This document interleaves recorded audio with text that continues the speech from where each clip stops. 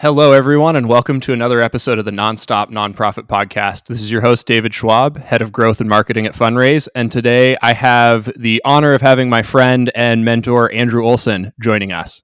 Andrew, would you mind introducing yourself to our audience? Hey, David. Yeah, thanks for having me. I'm super excited about this. My name's Andrew Olsen. I've been a fundraiser, 23 years-ish now. Just makes me old. I'm the SVP of Fundraising Solutions over at Dickerson Bakker. We're a fundraising consultancy that serves ministries and other nonprofits.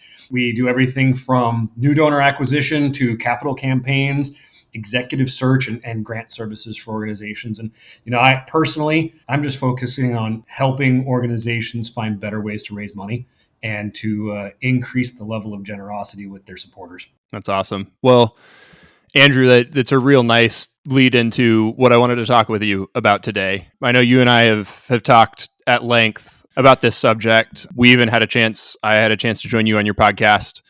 We'll link in the show notes. We'll link to that episode. But we had a chance to talk, and one of the conversation points that we got on was this general note of there just has to be a better way to do this. And so it's kind of what I wanted to talk about with you today, and more than anything, dig into a few different aspects of what it's like to be a nonprofit leader, a fundraiser, an organization that wants to not only survive the current climate but thrive through it.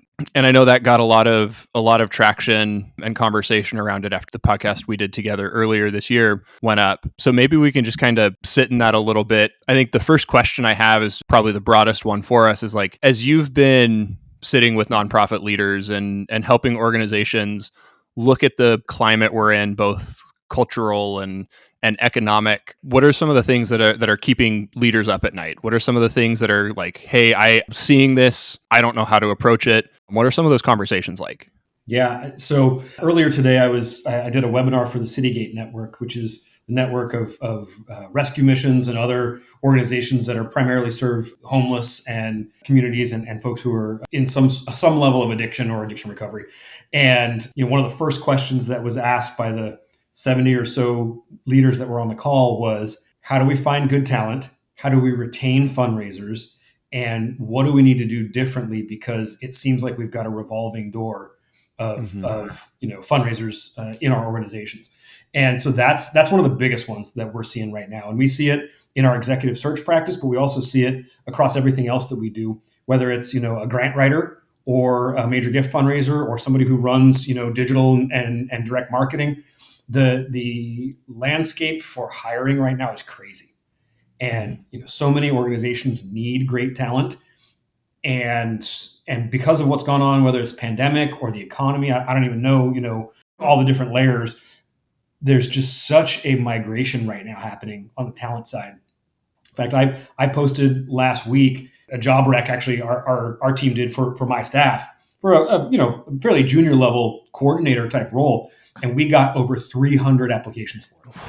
Right. So imagine the competition at any organization and imagine, that with that, there's really two categories, right? There's great fundraisers and then there's everybody else. And so the great fundraisers make up such a small percentage of that audience, right? And they're probably not looking for work right now, or at least they're not active searchers, right? They have the benefit of recruiters and other people coming to them trying to poach them. So what we talk a lot about is, it comes down to culture, right? And so we did a study a year ago. I'll make sure that you get it for the link in the show notes. But we asked fundraisers, particularly we're curious about this retention issue and about the whole narrative of like, oh yeah, fundraisers turn over every 12 to 18 months, right? What was interesting is we found that largely that's not true. The tenure for a typical fundraiser is actually over 5 years. However, there's a very small cohort of fundraisers who jump every 6 to 12 months. And they throw the average because of the fact that they just they're so migratory. But anyway, the big point in that study was that fundraisers said the number one thing that would help keep them in an organization is a CEO who leaned fully into fundraising. And they weren't saying like the CEO needs to be the chief asker, right? That wasn't the objective. Right. What they were saying is we want a culture where the CEO doesn't say things like, oh, I don't ask for money, that's why I hired those people, right? And they want a CEO or an executive director, whatever the title is, who understands the value and the importance of philanthropy, who helps to create a culture of philanthropy where organization and the people in the organization value engaging with donors and inviting them to give to support the mission of the organization, and where the team feels well resourced, right? So that's everything from, do I have budgets to do the things that we need? Do we have, if you're asking me to raise an extra $2 million, have you given me an extra 200,000 to spend to get there, right? Or whatever the number might be. Are we investing in the technology that's not just good for donor experience, but easy for us to use, so we don't bang our head against the wall all day, trying to make something sort of fit in a box that it was never intended to fit in? Or do we have stuff that's really good? So it's those kind of things, right? And what the overwhelming response from fundraisers is, if the CEO leans in at that level, we're happy to stay as long as we can, right? So I think that's the number one thing in my mind, and then the other is just this idea and the data point that follows it, that we continue to see individual giving decline. The participation rate from individual donors just keeps falling. Association of Fundraising Professionals released something in October of last year showing that the number of active givers who give less than $500 a year had fallen. We've seen the same thing in our own data. We've seen the same thing from a number of different research initiatives over the last couple of years. And what that tells me, it doesn't tell me that we're out of donors, right? There's no lack of money in the world at this point. Inflation being, what it is. Certainly the value of a dollar has declined. But it's that there's a lack of engagement, right? And that donors don't feel like the organizations they support give a rip about them. And I think we're going to see this even more with, as Gen Xers, as millennials, as those cohorts sort of age up and have access to the capital necessary to be charitable. We're going to see that increase because the demands that they've grown up with and the ability to create preference and tell corporate, entities, this is how I want you to engage me, is going to create behaviors that I think many nonprofits aren't prepared for. But those are the kind of things that if we don't prepare now and start working in that direction, we're going to get left behind, because I don't think these younger audiences of donors are going to tolerate an old model for too long. I think we're about to start seeing organizations really lose ground if they don't start to think about how they can better engage their supporters. I think there is just so much to unpack in all of what you just said. I think where I want to start, though, it's really interesting when you're in a room full of nonprofit leaders who are all saying, hey, we have a problem and we're facing crazy headwinds. Their first answer is talent, right? Like, from the outside perspective, I'd be like, hey, we need to raise more money. We need to grow our recurring revenue base so we have reliable revenue. We need to go tap into the Bill and Melinda Gates Foundation, whatever that is, right?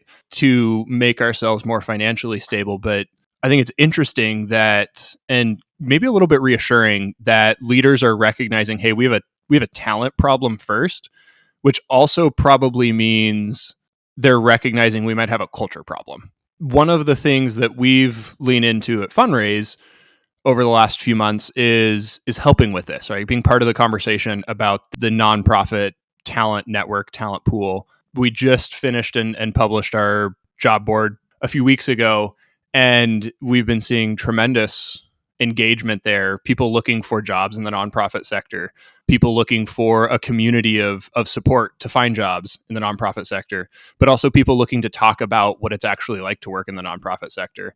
So I'm curious, what are some of the things that you've been inspired by or seen done really well by organizations or leaders to either retain their staff? Like you talked about being a leader that leans into fundraising and supporting your staff, or what are some things you've seen organizations do to take steps forward to attract the next generation of talent or retain the next generation of talent? Yeah. So, I've sat with a lot of CEOs and a lot of boards to have this conversation. And I think the things that I see that make me go, okay, yeah, these people get it, right? It's things like, first of all, does everyone in the organization know what the goal actually is? right? I mean, as simple and rudimentary as that sounds, there are so many organizations where that conversation is not had fully across the organization. And so, being really clear about the mission, and not just the, sort of capital M mission that we're all Mm-hmm. about, right? But even the, hey, this is the mission for the month, right? Or this is the Mm-hmm. mission for the week. And really communicating that well. Open lines of communication up, down, and across the organization are essential. Mm-hmm. One of the other things that I see all the time, I actually am just working with an organization over the last couple of weeks around this, is when you see toxic behavior, that you're quick to address it and root it Mm-hmm. out and make clear that poor behavior is not acceptable no matter what results the person gets. Because the minute you start to accept bad behavior because someone delivers great results, whether they're a fundraiser or on a program site or whatever, you immediately set a new bar for bad behavior. And you Mm-hmm. say, I, as the leader, accept this as long as you deliver other outcomes, right? And that grows in an organization like a cancer. So rooting that out quickly is important. I think leaders who are willing to be authentic and vulnerable really stand to win the day here. And that doesn't mean that you show up every day and you cry and all Right. that kind of stuff, right? But it does mean that you admit when you're wrong, that you admit you don't know everything, and that you invite others to own space in the organization, and that you don't have to be the smartest person in the room. Mm-hmm. When those things are not true, that's the quickest way to get your best people to leave, right? So I think those are the kind of things that I would say, if you do nothing else today but start to take action on those kind of efforts, as a leader, you will see such a significant impact in the next 90 days by being intentional about those things. It's just so valuable. So if I'm distilling that and parroting it back, it's, as a leader, it's taking intentional steps to be authentic with your people. Mm-hmm. Getting real practical, what are a few other things you've seen make a difference for organizations, whether it's from the way they post jobs, where they post jobs, how they talk about themselves, how they speak internally versus externally? I know Dickerson Bakker has a lot of exposure to executive level talent in the nonprofit sector, and what is attractive to candidates. So maybe from that perspective, is there anything you're seeing that catches the high value talent in the sector's eye more than another? Yeah, so I think some of that does start, you're right, with sort of the, like, before you're even in the door, right? Mm-hmm. So if a very clear and concise job description. I saw this morning on LinkedIn, someone else mentioned that, if your job description is 5 pages, there's probably a problem here, right? And I think that's true. I've unfortunately seen some like that, maybe not 5, but even 3 seems excessive. So how simple and clear can you make things, right? The same thing would go for your interview process, right? So I Mm-hmm. remember early on in my career, I interviewed with a major Christian university for a development job, and Mm-hmm. there were 8 interviews. And I remember by the 5th thinking, my goodness, what else could I tell you at this point that would make Right. any difference in this conversation, right? So I think that we owe it to candidates to be as efficient Mm-hmm. with their time as possible, and to not put the burden on them to navigate around our schedules. So if you want 12 people to participate in the interview process, get them all in the room, right? Mm-hmm. Or schedule, a single day, a couple of hours where you can have a series of brief interviews where a candidate would engage with 3 or 4 people per, and Mm-hmm. get the opinions that way rather than dragging something out over time. I talked to somebody yesterday who shared with me that she had a 5 or 7 month process to get her current job. And I just thought, like, man, I don't have the patience for that. I would have checked out at like month 2, right? Yeah. And so, particularly when the economy is as challenged as it is, like, how can we as leaders assume that, hey, let's just string people along for months while we take our Mm-hmm. time to decide? We owe it to people to be much more efficient than that. And I always tell people, like, look, the way you experience an organization in the interview process is going to be the way you experience them as an employee. So if you get indicators like that in the interview process, the worst thing you can do is assume, oh, it'll probably be different once I'm there. Right. Right. So I think that's a big one. I think being really clear about compensation, about benefits, about time off, in today's world about location and whether it's a fully remote or a hybrid or am I expected to be in an office. I mean, all those things matter a lot more today than they did 2 years ago. Mm-hmm. And I think the other thing is organizations that do really well at this talk boldly about their culture, and those that don't probably don't because they probably aren't proud of it. Right. So these are all really like meaty subjects that I think we could spend the rest of the time we have together digging into. But I do want to, I think, change direction a little bit and unpack maybe a little bit more about the second half of your original answer there being around the generosity crisis, right? It's a term that's being thrown around a lot in the sector. In fact, I think there was even a book, I've yet to read it myself, but there was a book with that title, right? That was published right around the end of last year, beginning of this year, right? Yeah, it's a fantastic read. So it's written by two brilliant dudes, Nathan Chappell over at Donor Search, and my good friend Brian Crimmins, who's the CEO of Changing Our World. In fact, I'll make sure you get a link because I interviewed them on my podcast, so you can link that as well. But it's really sort of frightening. I mean, their perspective and their point of view is if you look at the declines in individual donor participation over the last 20 or so years, and you extrapolate that out for the next, 50 years ish, if nothing changes in the rate of participation decline over that time period, philanthropy as we know it ceases to exist in like 49 years. And, do I think it'll go away entirely? No.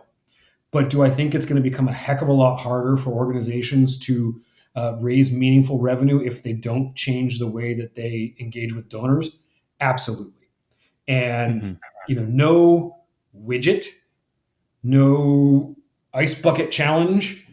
I mean, none of these things are going to move the needle, right? It all comes down to how do we build authentic relationships with other human beings and invite them in to be part of a solution versus just saying, stay over here away from me until I need your money, and then let me ring the cash register and get a few bucks and go about my way.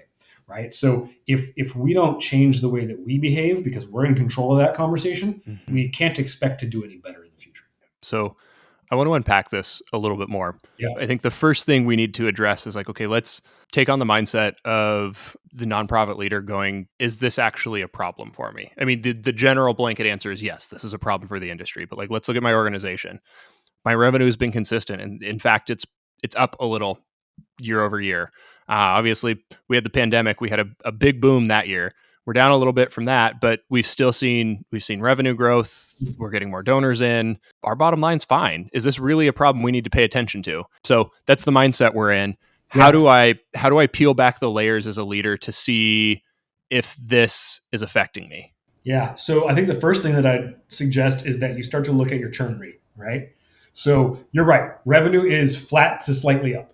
Now, when you factor in inflation at what it is today, most organizations are actually down from a real dollars perspective, right?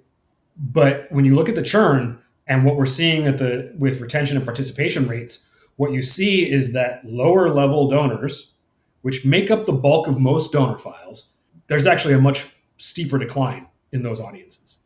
And for most organizations, the top 2 to 5% of their donors are carrying and covering that loss. So from a pure cash flow perspective, you're not wrong, right?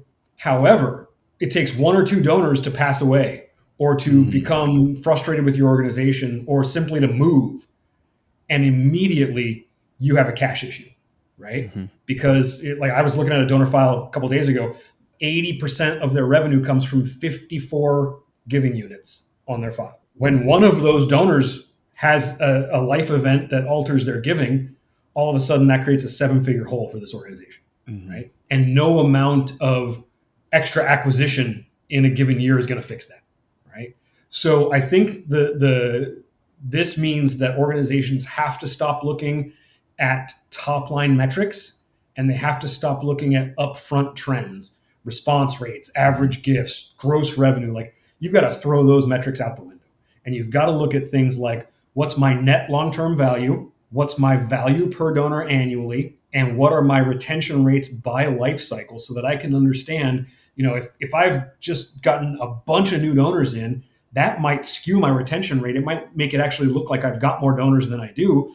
When if you isolate the multi-year donors, which are typically tend to be the most valuable, you might have a retention problem there. And a lot of organizations are seeing that right now.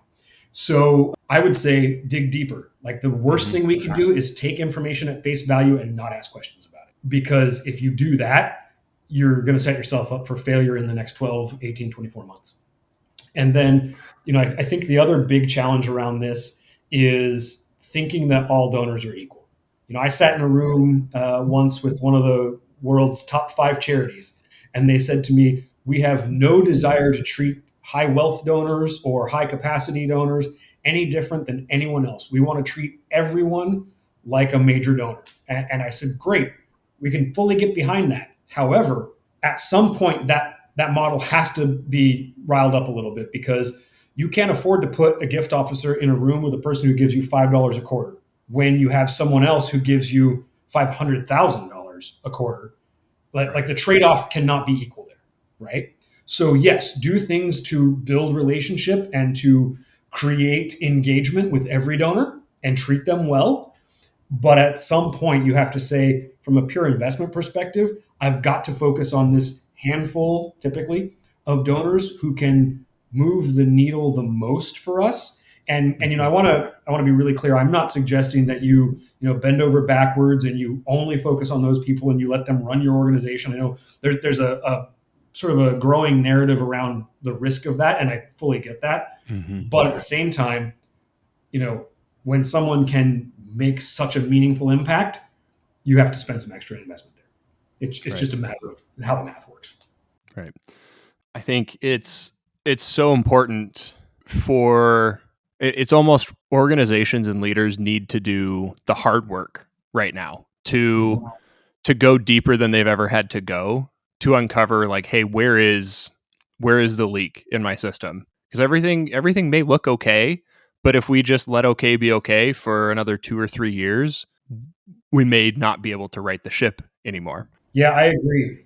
One of the things you've been talking about has reminded me of conversations I've had with a few different guests on our podcast, Erica Carley and David Bowden, both leaders at their respective organizations, but both shared a commitment to, and it's something you've been talking about, is treating your donors like people. David talked a little bit about changing the perspective. They don't call donors at their organization, they call them partners. And that's not just a name for a sustainer, right? That's everyone who makes a gift to the organization is a partner, because they are invested in their movement. And Erica had instilled a culture at her organization to prioritize personal touch points with their donors at any caliber of donor. But also, like you were talking about, not going so far that you lose track of your overall mission or your overall objective by doing these things.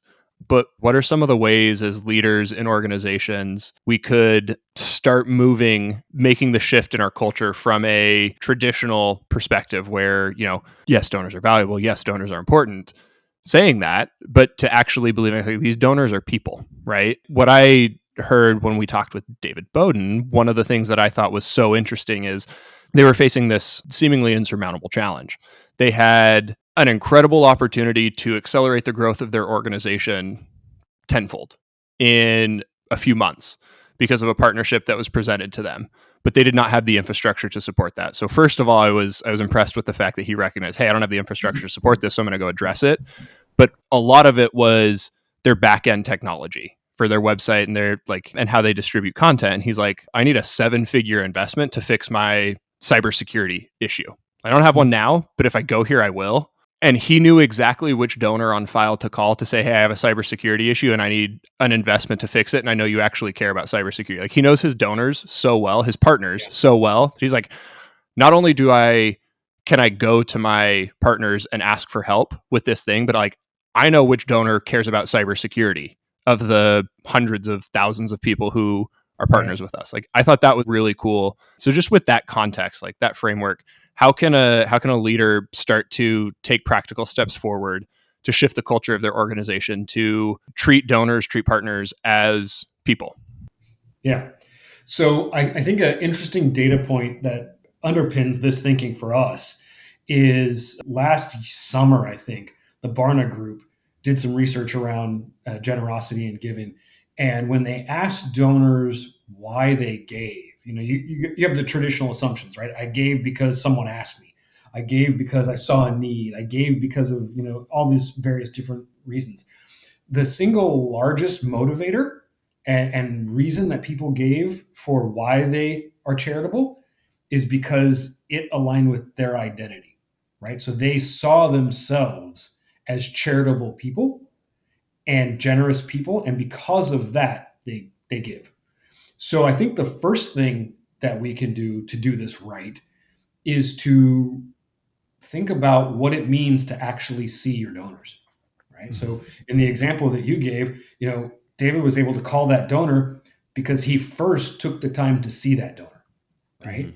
And to understand what motivates them, what excites them, why they give, and how that aligns with what he's up to.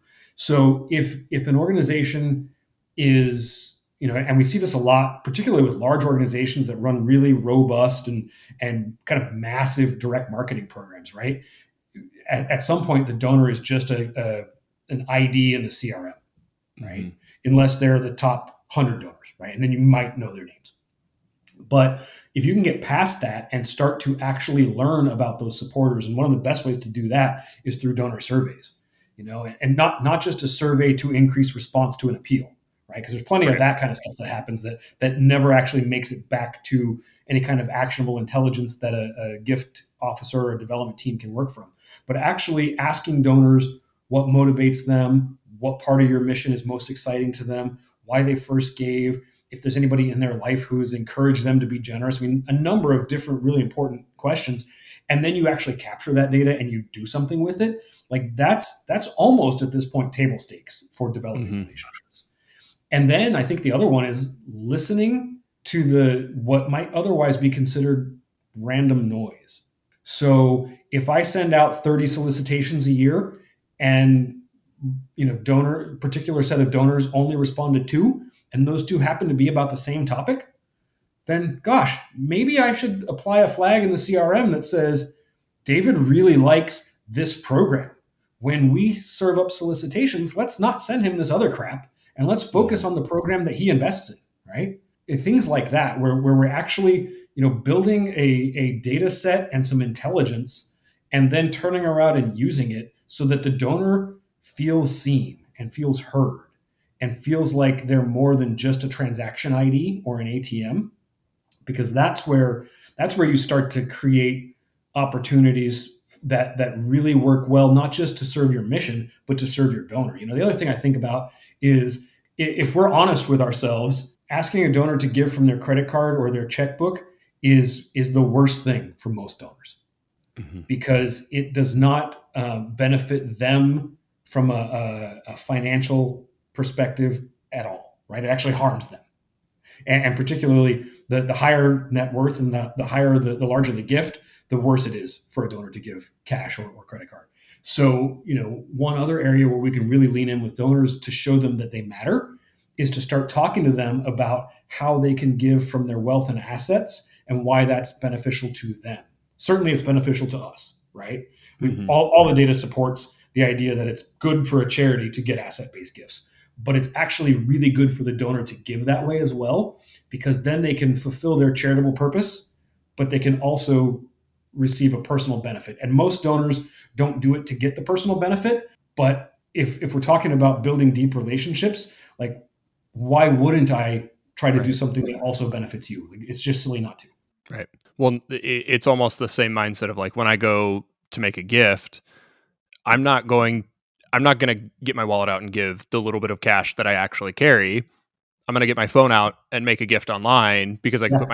I can put my email in and I know I'm going to be able to get my tax receipt at the end of the year. Yep. The motivation for me to give is not because of the tax benefit, but the tax benefit is something that I have in mind when I give to make sure that that's accounted for. And Yeah. like even more so when you're giving 6, 7, sometimes 8-figure asset-based gifts, Yeah. there's a huge implication to a donor's at that point a donor's portfolio, Yep. that you as an organization, you're no longer just a gift receiver, you are an investment partner.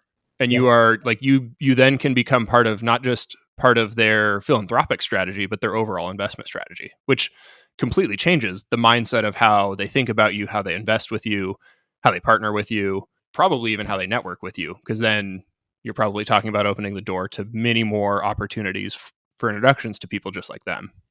Absolutely. Yeah. And in fact, once you're at that level, what we see time and again in the capital campaign work and the major gift work that we do is that one of the best ways to retain a high net worth donor is to ask them to refer you to other people like them, Mm-hmm. right? Because once they endorse you like that, the likelihood that they're going to walk away is pretty slim. Right. So I think there continues to be so much here to dig into and unpack. But as we think about what I want to talk about next is kind of a little bit of a pivot, but also maybe the right pivot here. So, and bringing us back to the overall topic of our conversation here, there just has to be a better way. So we talked about like, how do we approach the talent issues that are impacting the generosity crisis? How do we become a culture that prioritizes fundraising and investing in our people? Then how do we think differently and take steps forward? But let's talk really just on the head. There has to be a better way to do this. Like we see so often organizations are siloed, and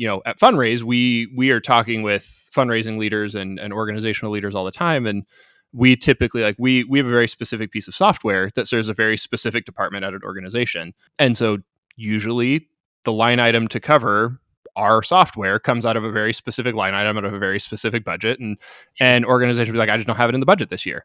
And we're like, but there's so much more potential, right, to tap into. And one of my colleagues, Jenny Flatt, gave a great talk at the Nonprofit Marketing Summit earlier this year, where she talked about opportunity cost, right? Where sure, you may not have the exact dollar and cent budget to cover this, but what are you leaving on the table by not doing this thing? And I'm using Funraise as an example. I'm not saying that has to be the first thing anyone does. There's got to be a better way. But what are some of those things that organizational leaders and even people within an organization can do to start to recognize, I guess the first thing probably are the opportunity costs, the things they're leaving on the table by just continuing to operate the way they've always operated? How can they start to recognize silos that prevent them from thinking as a holistic organization moving in the same direction versus, okay, here's my digital team, they're responsible for this. Here's my direct marketing team, they're responsible for this. Here's my major gift team, they're responsible for this. And everyone has their own budget. Everyone has their own expense account. Everyone has their own goal and revenue line item tied to it. And one team may be having a pizza party at the end of the quarter and the other team may be kicking the can, right? Yeah. And so how have you helped organizations or mentored leaders to start thinking differently, acting differently, and moving their organizations into, this quote unquote better way, right? Yeah. So I think, the one of the most recent examples of this, and I didn't really have anything to do with it. I was along for the ride and provided some strategy support, but Dan Karp and Lindsay Maurer over at Covenant House International, they think this way already, right? And so when I got involved with them a year or so ago, one of the things that was most exciting to me is they said, look, we have, I don't know, 4, 5, 6 different like disparate teams that they had inherited when they joined the organization, and they were working to tie them all together. And one of the first things they said was like, we're not going to have separate budgets now. We're definitely going to do, bottom up budgeting so that we know what everything costs and what the potential returns are. But we want to maintain a flexible enough nature that, hey, if this channel is working really well, we're just going to shift money over there, right? If that program is delivering twice what we expected, then we're going to take budget from something that's not delivering and we're going to push it there. And the same thing around like how they think about talent and deploying resources internally. And I mean, like that's the kind of mindset that I think leaders need to really do this well, is to say, look, we might have people who have expertise in certain areas. Like, do I need somebody who's an email expert? Probably, maybe, depending on what you're doing. Do I need someone who's a major gift, has got major gift expertise? Sure, yeah, absolutely. You need someone who can build those relationships and make those asks. But at the end of the day, you've got to be flexible. And the worst thing we can do is to say, nope, nope, we're going to do it this way because we said 12 months ago we're going to do it this way. Like the world, as we've seen over the last 3 years, the world can change much more quickly than that. And if we aren't set up to be nimble and responsive to that, we're going to have some serious problems. I think some of the other examples that I've seen recently are things like creating shared KPIs, right? So one of the bigger challenges, I was working with an organization a couple of years ago, and they were trying to raise an incremental additional $1 million in like a 4-month period, right? And so we said, okay, well, one of the fastest ways to do that is let's do an asset ask campaign where we literally are going out and we're saying to donors, if you've never given to us through your donor advised fund before, or through your IRA account, or through your stock portfolio, there's a match opportunity, and there's this, we're raising money for this specific objective. Would you please consider giving from one of those 3 ways? Because we know that as soon as somebody does that, they're going to give a bigger gift than they would if they give cash. And otherwise, a really smart and savvy team said, well, those gifts are credited to a different department. So we're not going to do that and we believe that it would work, but we're not going to do it because we won't get credit. So we won't even hit the $1 million goal that we need to meet. And that was one where I just sat back and I thought, wow, talk about getting in your own way, right? Right. If the mission needs an extra $1 million, who gives a rip what bucket it ends it up in, right? Like we shouldn't care. And if I drive revenue, but it falls in your P&L because of the way the fund codes map in the CRM and the finance software, like neither of us should get penalized for that. We ought to have a collaborative set of KPIs that say, there were drivers and there were converters, and we worked together to build the biggest pie possible, right? But when organizations think from a finance first perspective and from an operations first perspective, rather than from a donor first perspective, you get that kind of artificial framework that keeps people from doing their best work.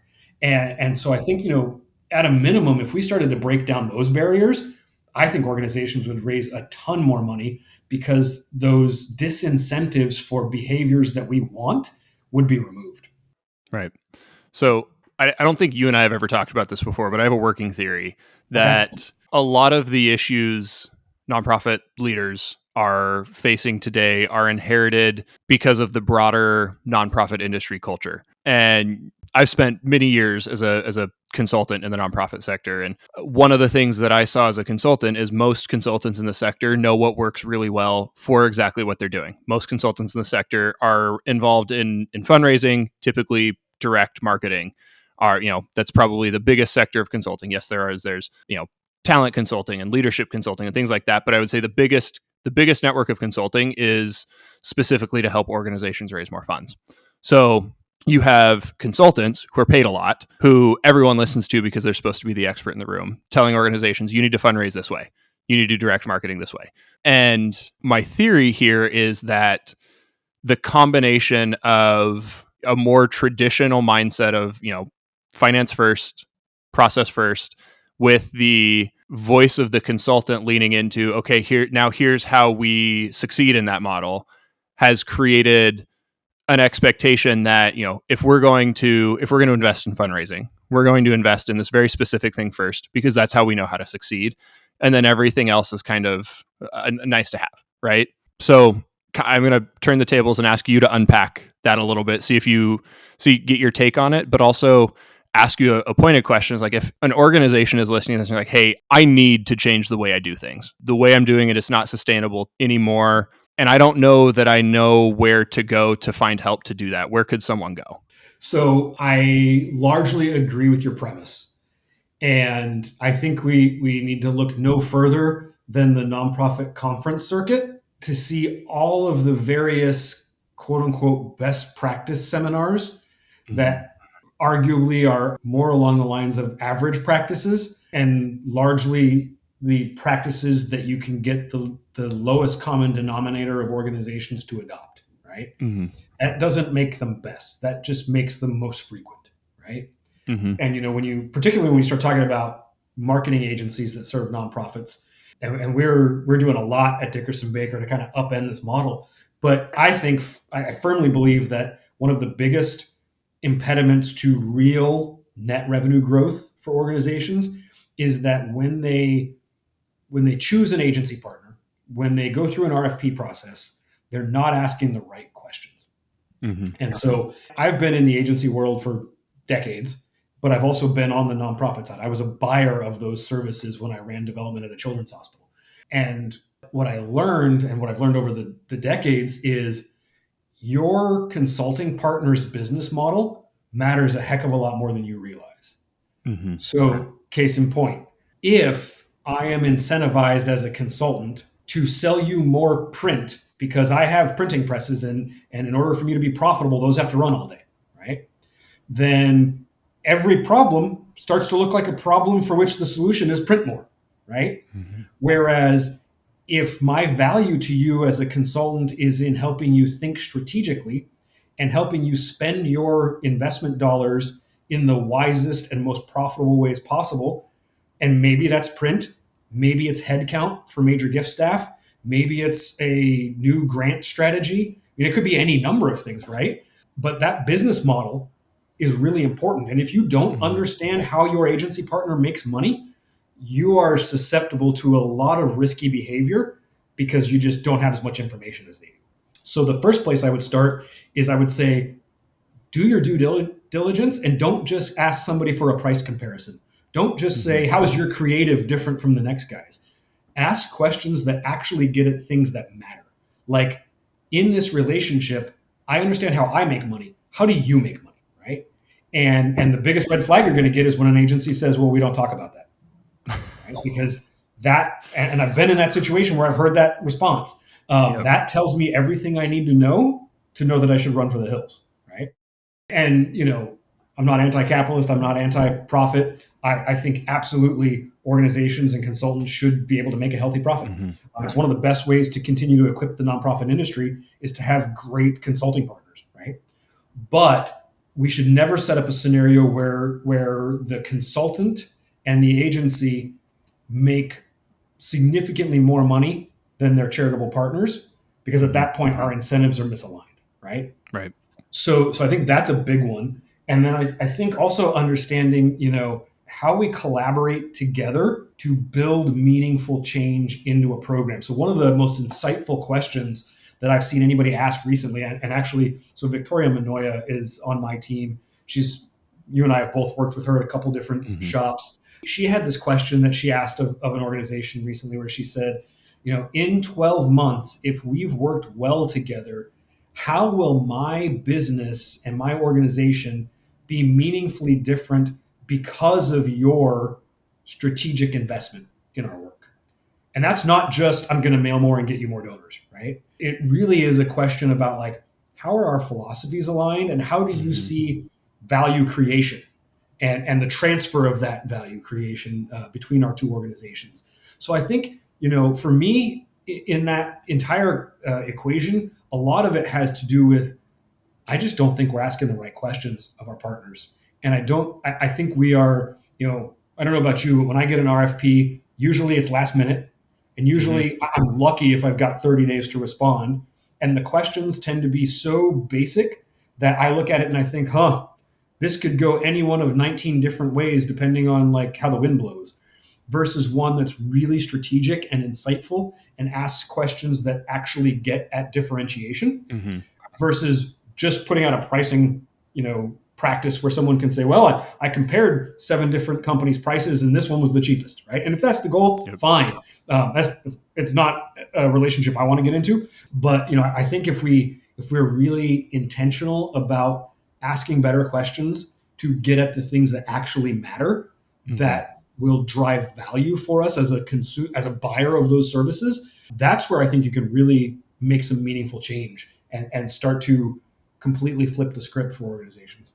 So ask better questions, be intentional with, and it almost comes back to what we were talking about earlier, where we said, ask better questions of your donors, get to know your donors as people, get to know Yeah. your partners as people, Yeah. get to know the people who are literally in it day in and day out with you, and making sure that they're walking not only in the same direction, but at the same pace. I think that's probably That's a the great biggest point. difference is we both may want to see you succeed, but, and this is something, being on the client side now, that, being in the brand side, when I ask my partners and when I ask people who consult for us at Funraise, I go, I don't just want you to want me to succeed. I want you to want to succeed with me at the same pace that I want to succeed. And if you can't, or you won't, or you don't, then this probably isn't a relationship that's going to be fruitful for either of us, because I'm going to expect more from you than you want to give me. And I'm going to be consistently frustrated because I'm going to feel like I'm undervalued or unimportant. Yeah. So I think that's a critical piece. That's a really good point. I mean, so I had this conversation recently with a partner that we're just launching a relationship with.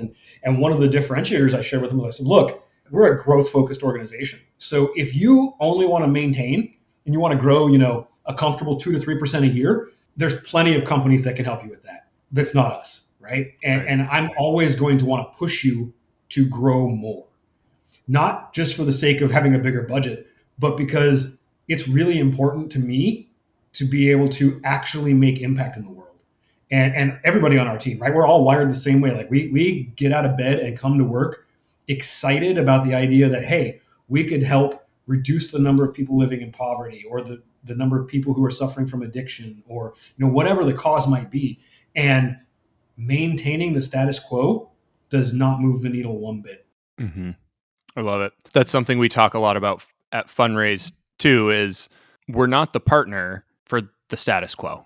Like, we're going to continue to build and iterate and innovate because we want to help you grow, right? Your mission, your impact, the reason your organization exists is far too important to just keep doing what you're already doing. Like, you need to grow in every aspect, grow your reach, grow your impact, grow your people, but also grow your revenue, because that's the catalyst to all the other growth.